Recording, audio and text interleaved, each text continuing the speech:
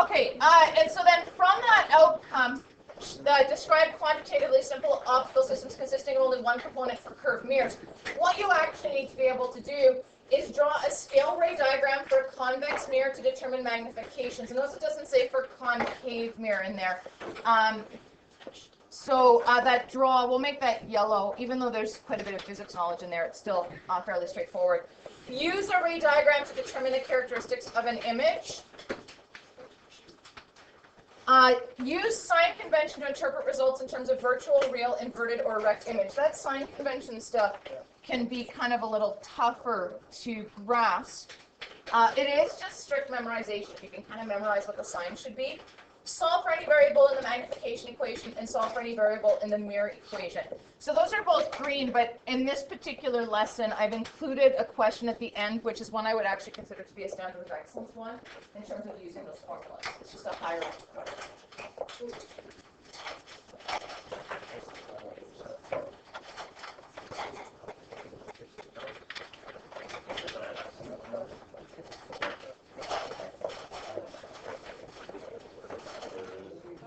Okay, so getting started here, we'll just start with some definitions on here. So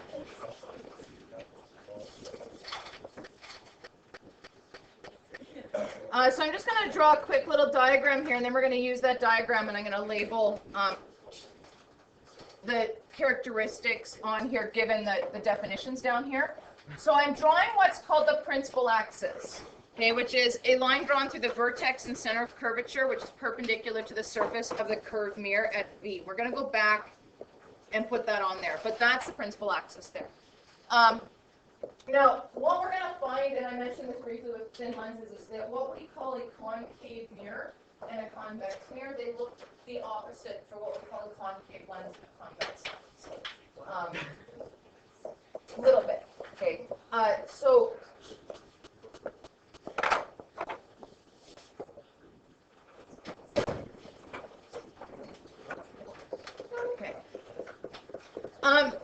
your ray diagrams will look a little different because a lens, both sides are, like, you can look through either side, right? They're sort of, I don't want to say they're double-sided because that's not right, but you look through the lens to the other side to see the image. And so then both ends, like the lens will work no matter which way you put it in a little holder. Mirrors are different. They have one business end and one end that is the back, right? And so the business end is the useful part, which is, in this case, this is a concave mirror that's curved there. And then the back side of it, we tick with, like we just have those little marks in there to signify that that's the back of it, right? You can't see the back or anything from the back. So the center of curvature is the center of the sphere that the mirror is from. So what that means is that if and you don't have to draw this on here because I'm going to draw it on and then I'm going to erase it. What we want to think of when we think of a curved mirror is that if we have this kind of curved mirror, this, like, you have to ignore the kind of edges around it, but it has this curved bit to it, and it's part of a sphere that's been cut off. So you can imagine a sphere kind of coming out from it, where this is just an edge of the sphere that's been cut off. Okay, and so that's the center of curvature. So if I drew, sort of continued on here, I made a really bad-looking circle, right? That would be that would kind of show you somewhat that that's just the edge of a circle that's been cut off. And the center of curvature is the center of the sphere that the mirror is from. So that would be your center of curvature there, which is basically the radius. Okay? Radius of curvature, center of curvature.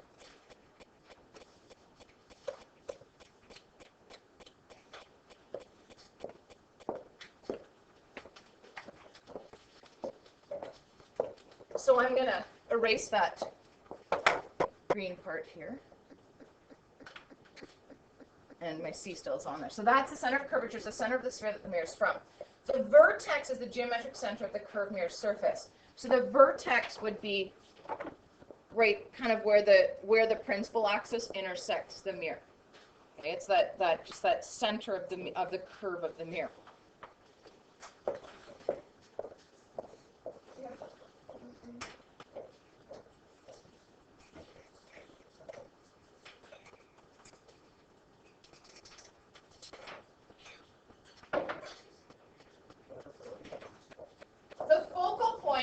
means the same thing as the focal point with a lens, except that a mirror only has one focal point. It doesn't have two focal points. The focal point is the point where light rays that are parallel and close to the principal axis converge or appear to converge from after being reflected halfway between the mirror and it's halfway between the mirror and the center of curvature. So to find your focal length, if you have center of curvature, it's center of curvature divided by 2, which you can also think of as radius divided by 2. And if you go back up here, center of curvature is equal to 2 times the focal length. So given that, that means my focal length is halfway between my center of curvature and the mirror. Okay, so the focal point, like, and I don't make a terribly large distinction between this. The focal point is usually labeled with a capital F, and then the focal length, which is the actual distance between the focal point and the vertex, that would actually be F. So this should actually be a capital, and then that distance in there would be a little F. But I use the two interchangeably. I don't make much of a distinction between the two. And this last thing, this spherical aberration, it's when rays of light that are parallel to the principal axis reflect near the edges of the mirrors, and then what happens is the image gets distorted from those rays. So there's kind of they don't, because the rays don't reflect through any kind of focal point. They miss the focal point, and that's just because you're getting a little too close to the edges of the mirror. So we want to be careful when we're drawing ray diagrams that we're not including rays that would do that. I have to have these open for you can play with it here. I have some mirrors, and on one side they're concave, and the other side they're convex, right? So you can kind of take turns looking at the difference between what you look like on one side and what you look like on the other. I also have 5 spoons. I don't have enough spoons for everybody, but you can do the same thing in spoons, and you can then let me know if you're really ridiculous. The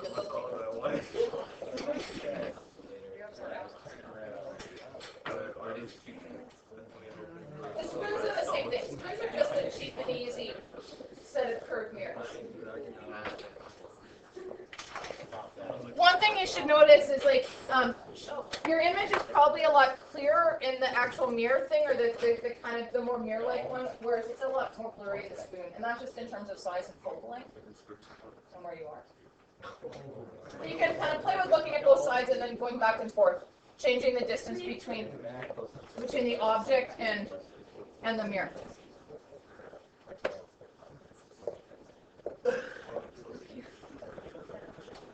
And so the bulgy part of the mirror, those are the kind of mirrors, like, well, we have one in our school. Have you guys noticed where that is in our school? Where we have a mirror like that?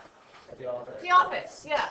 There's a mirror there so that Mrs. Haugen can see if she's looking kind of, if she's not looking straight, she's looking over here, she can kind of just glance at the mirror and she can see people approaching from there. So that's, yeah, that's like the bulgy one. So people are right side up, but they're a lot smaller. Okay, so that's a virtual image that's forming because they're right side up.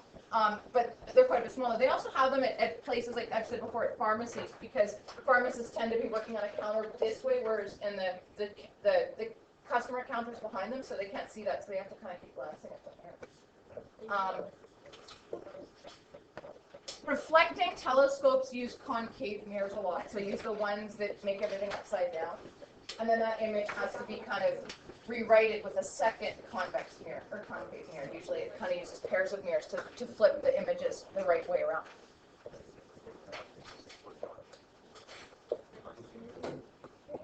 Okay, so looking at our 2 types of mirrors, concave and convex. In terms of terminology, they tend to use, this isn't a hard and fast rule, but it is something that they're trying to be more careful about in the diploma. When they're talking about mirrors, they tend to use concave and convex. When we're talking about lenses, they tend to use converging and diverging. Okay? And you'll notice that, like, on the question I gave you yesterday that turned out to be about mirrors, they used concave and convex. But on the question I gave you today, they said converging lens. So that's a difference there. So if you can remember the difference between converging and diverging for lenses, and then just remember concave and convex for mirrors. That might make it a little easier. But a converging lens is a convex lens. A converging mirror is a concave mirror. Okay, so that flips a little bit. But if you can remember, concave is the inside of the spoon, which you're upside down in. So that's kind of what I don't want to say the normal one, but that's the one that we do the most kind of data on. Because the other one, the convex mirror, where you're right side up and it's a virtual image, there's not a lot of different ways of drawing an image, right? Like that, so you don't see that happening a lot. So a concave or a converging mirror is called a converging mirror because the parallel light rays converge at the same point, which is the focal point. So if I can show you that.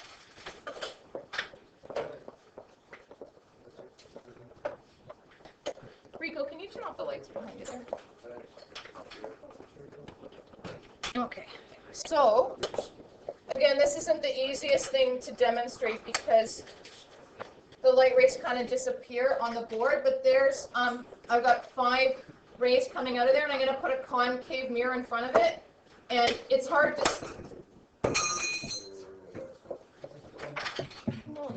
Okay, it's hard to see, but you might be able to see, those of you that are closer, that the lights kind of converge at a point, maybe about an inch below the mirror. You see kind of a point in there. Okay. Oh, there. That'll be a bit better. Okay. And I can, I can move the rays around, but the focal point actually stays the same. When I flip it around and do a convex one, and then it gets harder. Let's see if I can do this with 3. The light rays diverge. They get wider apart. That's it. Need a much brighter light. This one.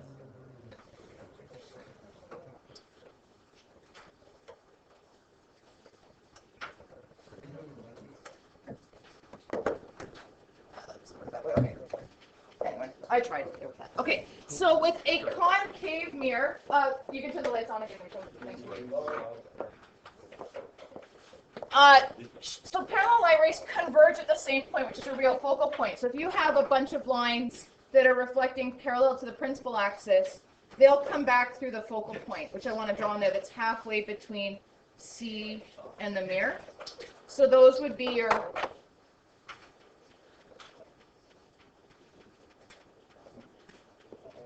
And that focal point stays the same. So whether we shine the light, or like whether we've shone light straight on or kind of at an angle, that focal point stays in that same place.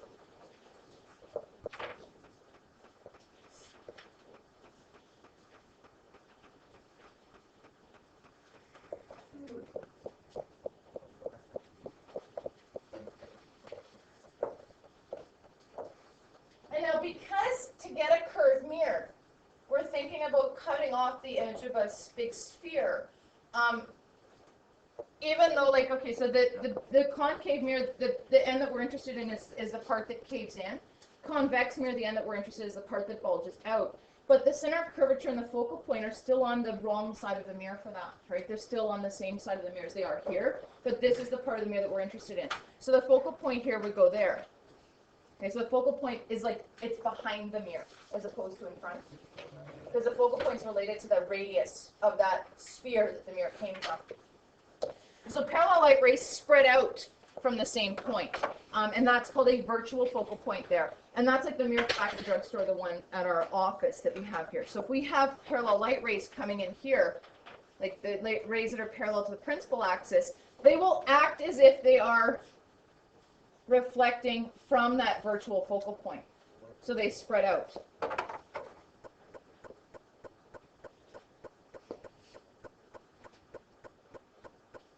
So they diverge. They get much wider apart.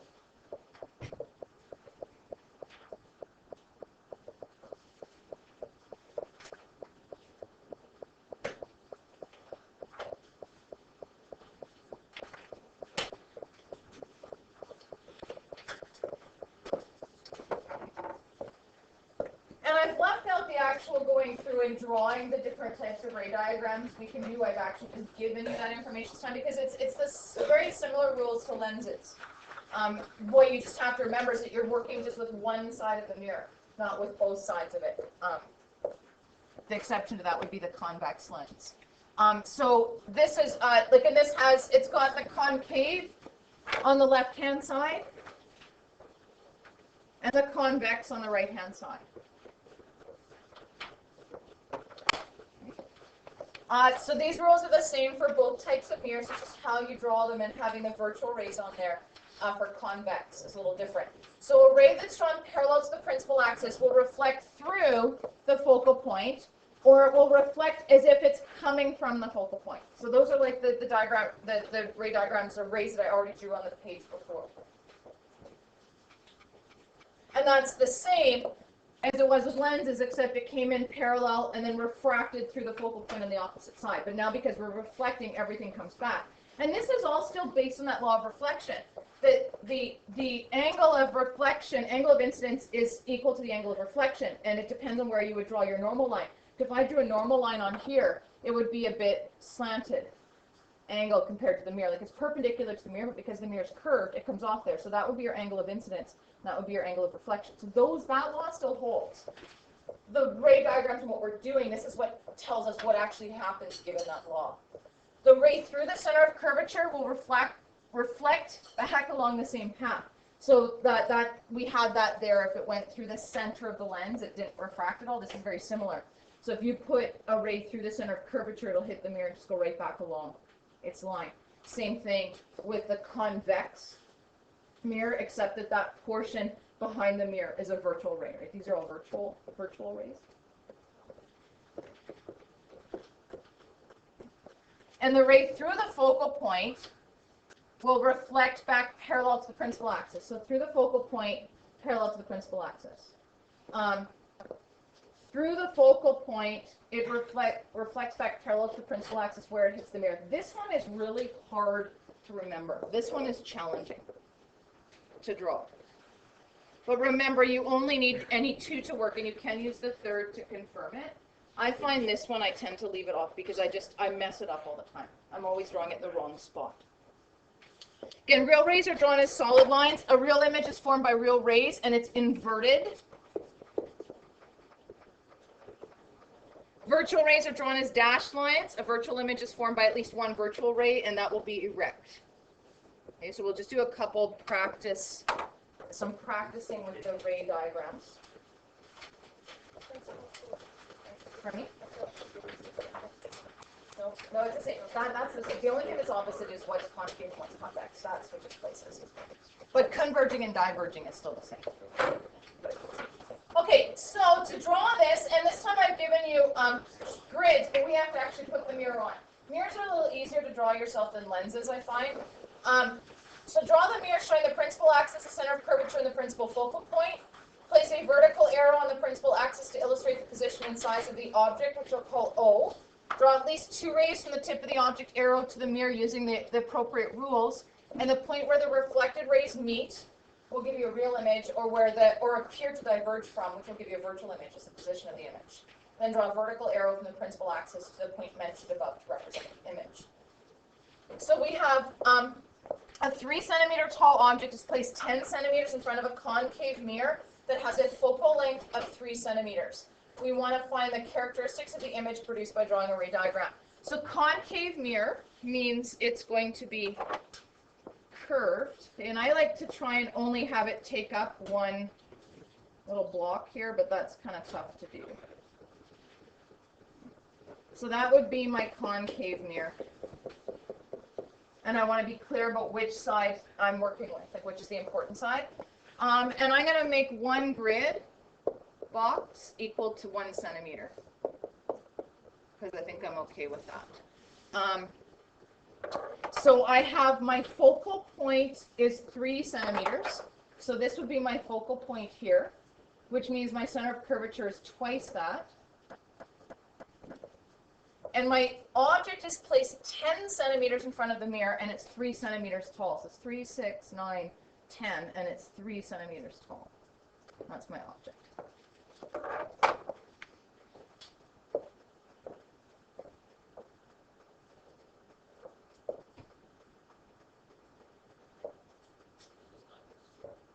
Yes, it is.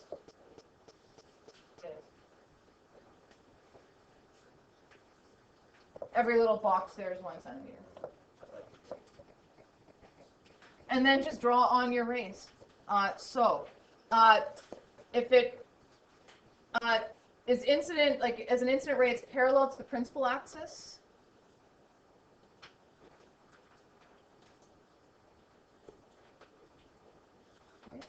then it's going to reflect back through the focal point.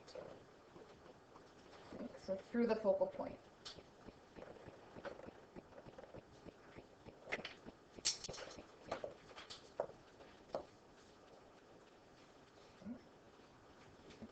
Through the focal point, it hits the mirror, reflects back parallel to the principal axis, so the opposite of this. So through the focal point and back parallel to the principal axis.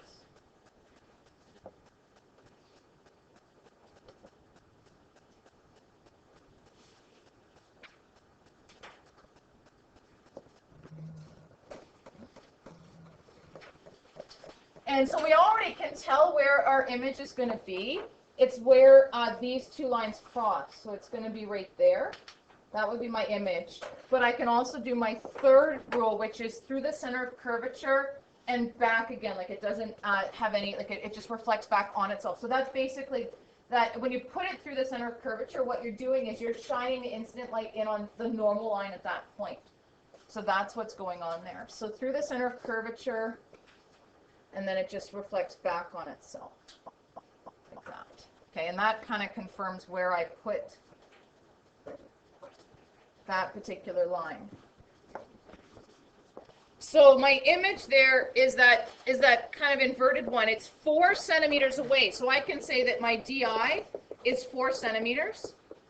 My image height is about 1 centimeter from the looks of it.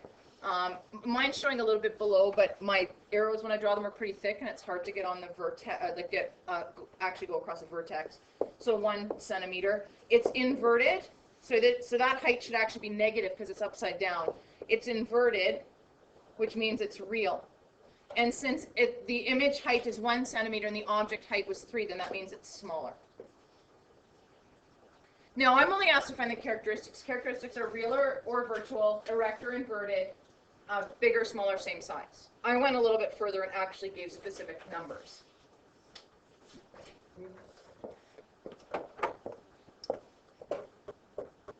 You're asked to find characteristics. That's just descriptions. It's not numbers. They want you to, if the question wants you to find numbers, it will ask you for numbers. Yep.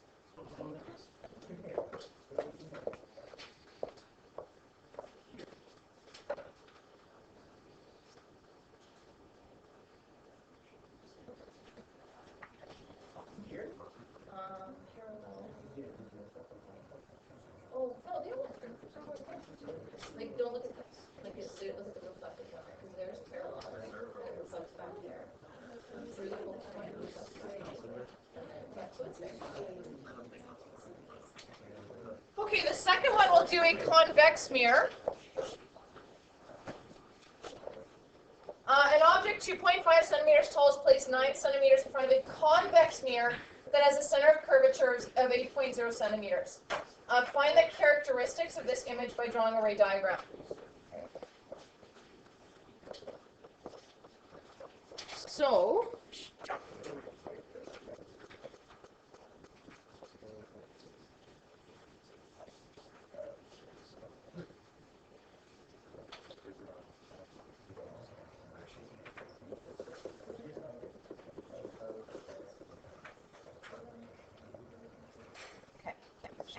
so that's my convex mirror.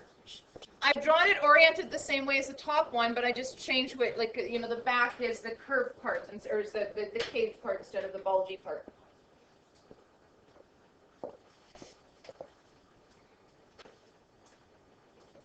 So the center of curvature is 8 centimeters. So that means the center of curvature is 8 blocks away here. So I'm going to use 1 box equals 1 centimeter. That means my focal point is halfway in there, so my focal point is 4. So divide by 2 will give me a focal length equal to 4 centimeters. And then an object 2.5 centimeters tall is placed 9 centimeters in front of a convex mirror, okay, which is what we're drawing. So our, yes, yep, you're right.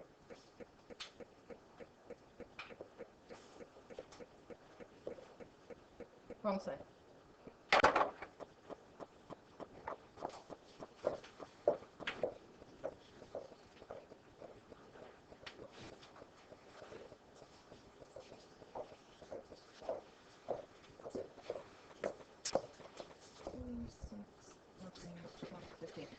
No, I stuck with 1 box is equal to 1 centimeter, but I could have actually done 1 box is equal to half a centimeter, which would make drawing the 2.5 centimeter object a little easier. And just because I have enough room there, but you have to kind of double check that you have enough room.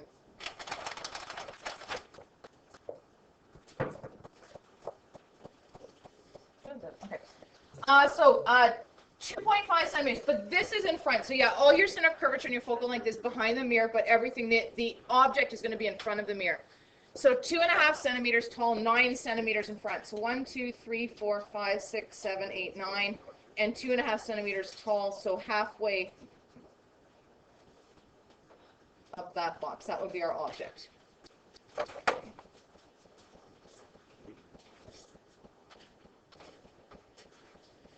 Okay, and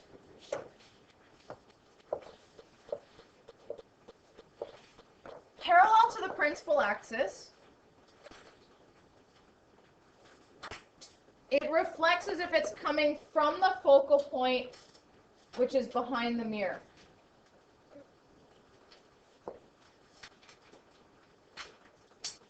And so then that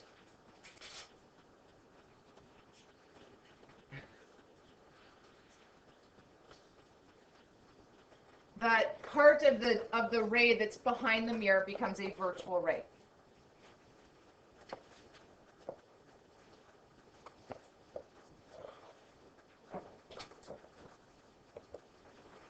Through the center of curvature doesn't reflect noticeably. Like it just reflects back on itself. So through the center of curvature, we can just draw a straight line through the center of curvature there. I'm going to do this in 2 stages.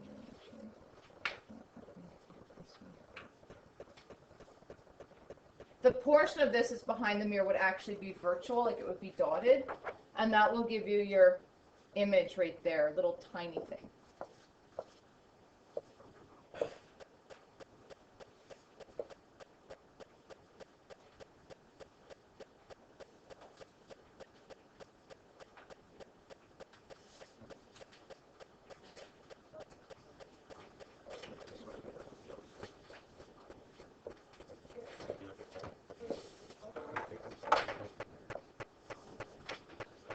Okay, so then for this one, it's smaller, but it is erect, which means it's virtual.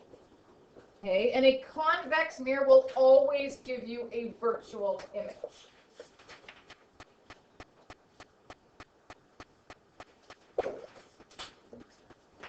So convex, always virtual.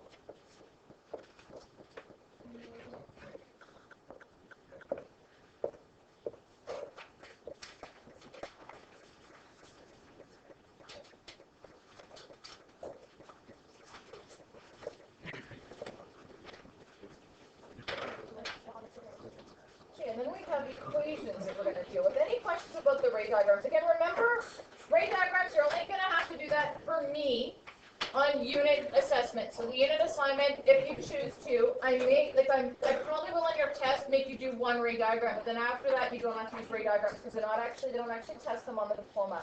They're just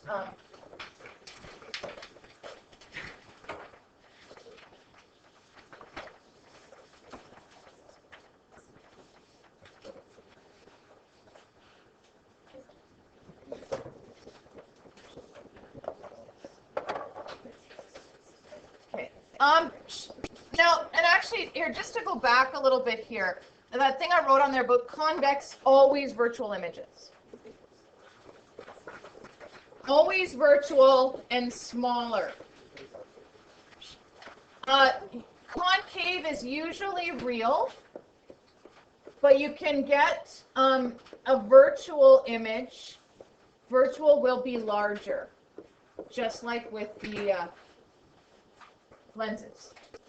So if it's virtual and smaller, then it's a diverging, right, which is either a concave lens or a convex mirror. If it's virtual but larger, then it's converging, which means a concave mirror or a convex lens.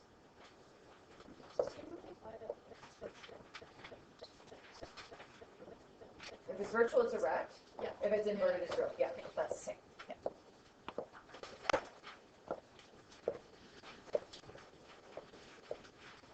Okay, so then into the equations.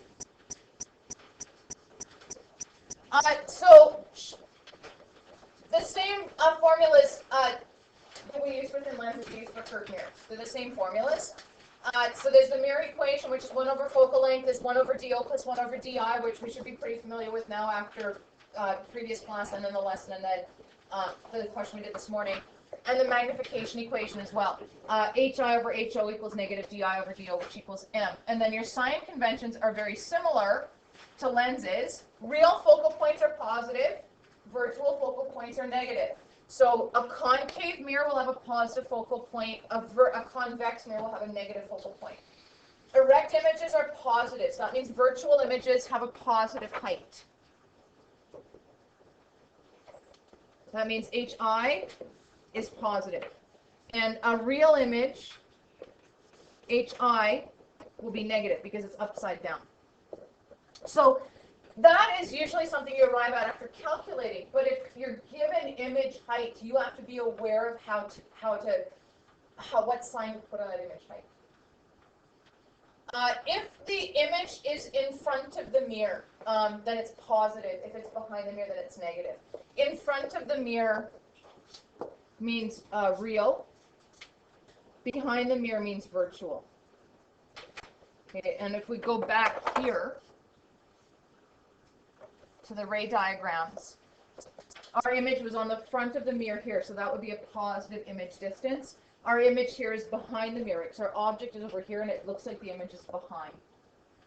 So that would be a negative DI. So that is DI and DO. And DI. That, again, that kind of is something that you have to be aware of when you're plugging information into a formula. And then height magnification, which relates to this. If you're above the principal axis, which means you're virtual, it's positive. And if you're below or upside down the principal axis, which means it's real, it's negative.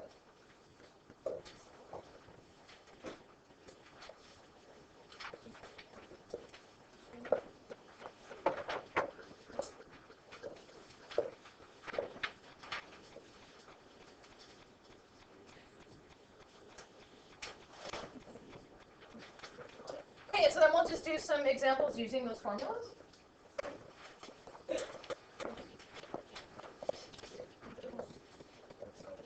Okay, an object 3 centimeters tall is placed 10 centimeters in front of a concave mirror that has a focal length of 3 centimeters. Find the characteristics of the image produced using algebra. So concave mirror, which means positive focal point.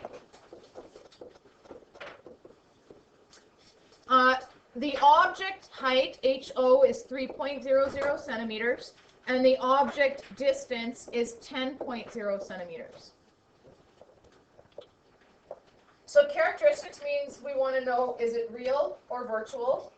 Erect or inverted, which then tells us real or virtual, and big or small, for the same size. So what we have to find is in order to tell that, we need to know HI. Basically, that would tell us everything. Because HI, if it's positive, that means it's erect, which means it's virtual. If it's negative, that means it's inverted, which means it's real. And then the size of HI compared to the size of HO would tell us the magnification. But we can't find HI until we know DI. Because our formulas we have here is HI over HO equals negative DI over DO, and 1 over F equals 1 over DO plus 1 over DI. So we want to use this to find HI, but we have HO and we have DO. We want to find HI, we still need to find DI. So we need to know what that is to plug it in. So we have to do 2 steps. We have to use our mirror equation first. So 1 over DI is equal to 1 over F minus 1 over DO, which means DI is 1 over 3 centimeters minus 1 over 10 centimeters. And remember, the units don't matter. It doesn't matter whether it's meters, centimeters, millimeters, kilometers, as long as they're the same.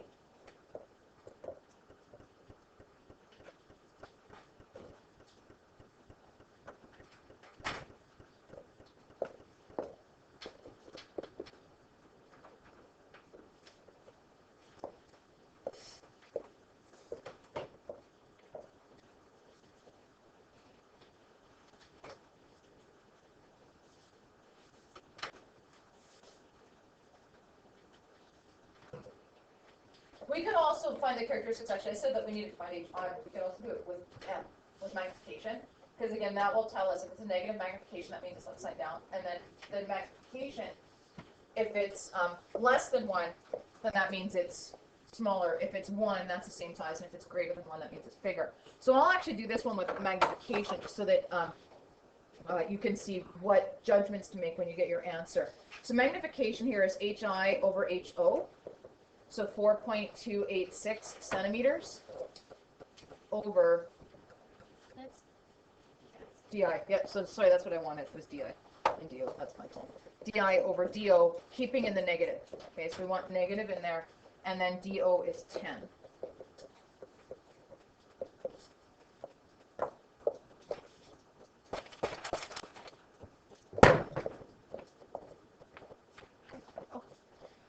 So we get, in terms of magnification there, we get negative 0.429. Okay, so then the negative means, so negative M means it's inverted, which then also means it's real. And since if we ignore the negative, since the number itself is less than 1, then that means it's smaller. Now you could have also found that, like you could have found HI by doing HI is equal to negative DI HO over DO, which would give you negative 4.286 centimeters times 3 centimeters divided by 10 centimeters.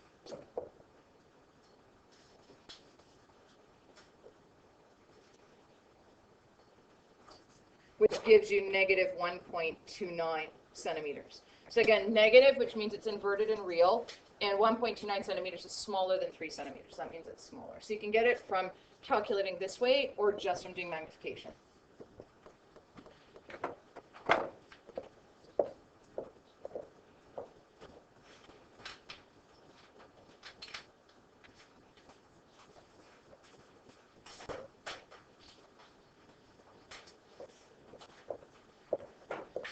Example 4, an object 2.5 centimeters tall is placed 9 centimeters in front of a convex mirror that has a center of curvature of 8 centimeters. Find the characteristics of this image using algebra.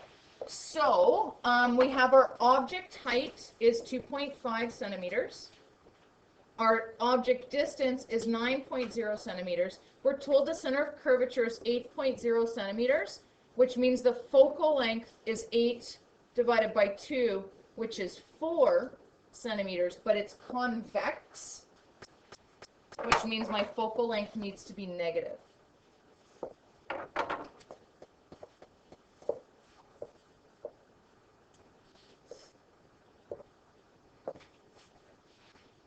Okay, and I'm basically just going to do the same analysis I did in the previous question. It's just that I had to really, really pay attention to the signing conventions in this one. So DI is 1 over F minus 1 over DO, which is 1 over negative 4 plus 1 over negative 9.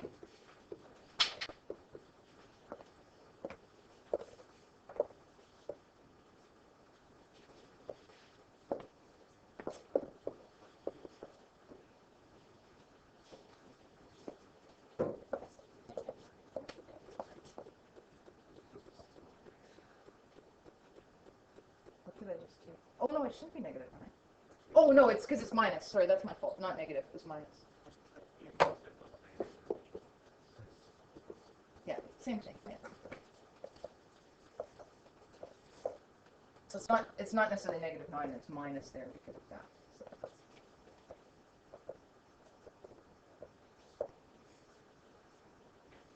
So you get a negative image distance, which from our sign conventions means it's behind the mirror. Okay, so that means it's behind the mirror, which will tell us that that's virtual.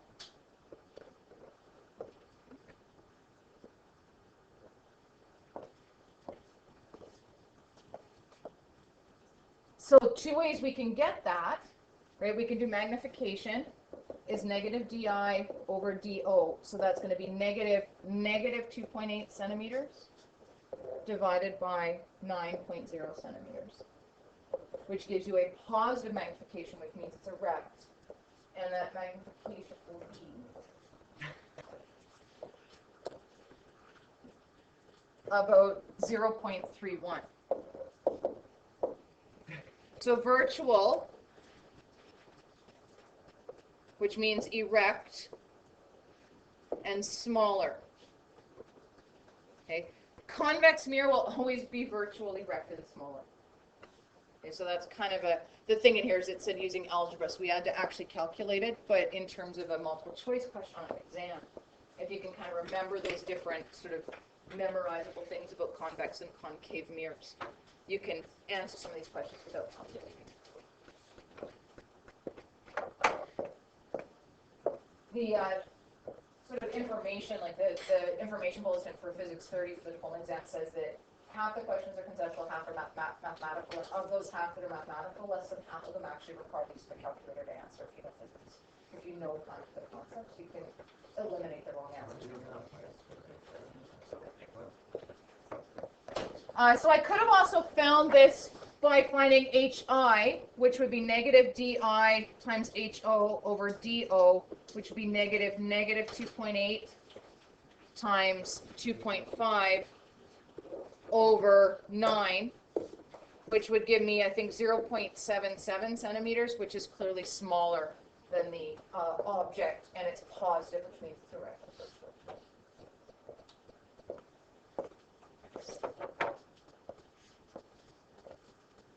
Example 5 is a standard of excellence or higher mental activity kind of question. It's much tougher to do, and because you have to rely on your ability to add and subtract fractions without using a calculator.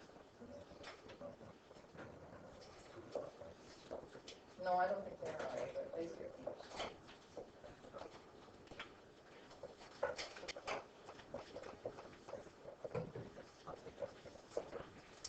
Okay, you wish to place an object in front of a concave mirror. Okay. Concave. So that means positive focal point. And we want to do it so that the image produced is 3 times the object size. So all that we know is that if whatever we have for HO, HI is going to be 3 times HO. So that's 3 times the object size. So that means HI is 3 times HO.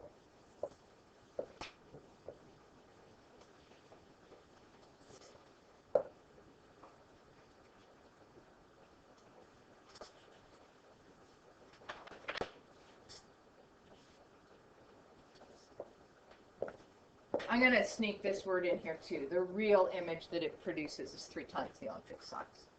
Okay, because then that also means not only is HI 3 times HO, but HI needs to be upside down. So that needs to be negative. Make that bigger to emphasize. So negative 3HO.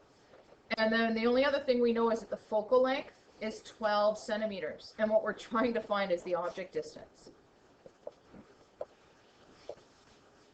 So we have to use, in order to find that, because we want to find object distance, and we have focal length, what we're going to want to use is this formula here. 1 over F is 1 over DI plus 1 over DO. And we want DO, which will be 1 over F minus 1 over DI.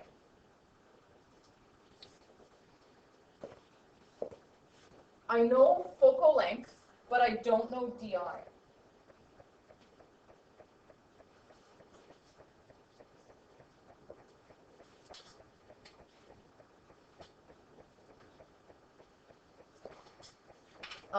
I'm actually this is gonna be easier if I don't do that. Okay, if I leave this like this and just rearrange it for 1 over DO equals 1 over F minus 1 over DI. That'll be a lot easier. Do it that way.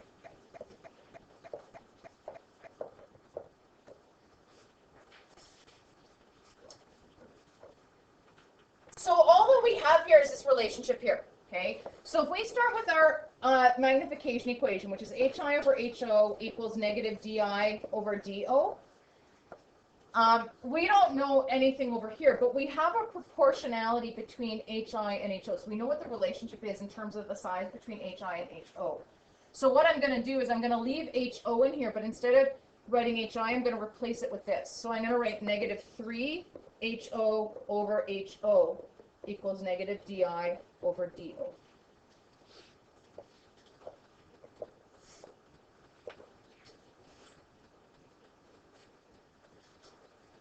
So then a couple things happen here. The HOs cancel, the negatives cancel, and so what I get is 3 is equal to DI over DO, which means 3 times DO is equal to DI.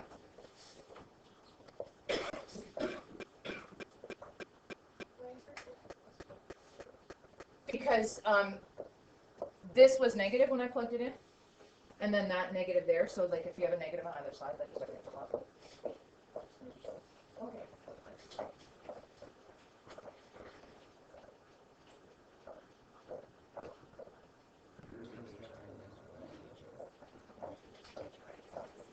So now, what I'm going to do is I'm going to use this relationship here, and I'm going to do something similar over here. And now that I'm looking at this, it is actually going to be easier if I didn't rearrange it.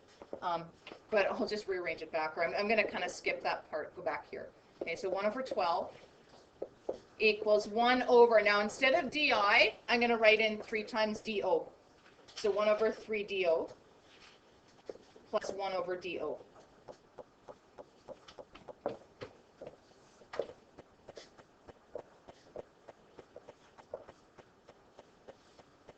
And before I can do anything, I need a common denominator.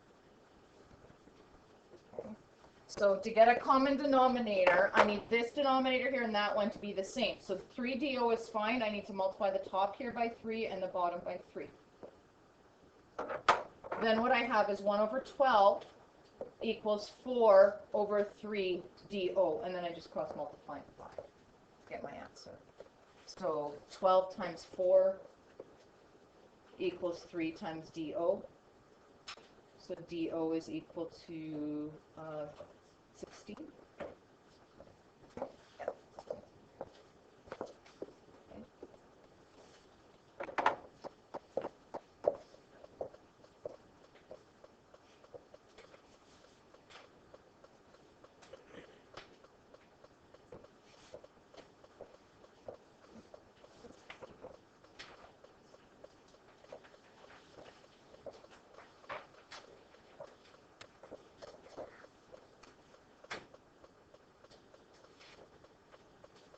Any questions about that?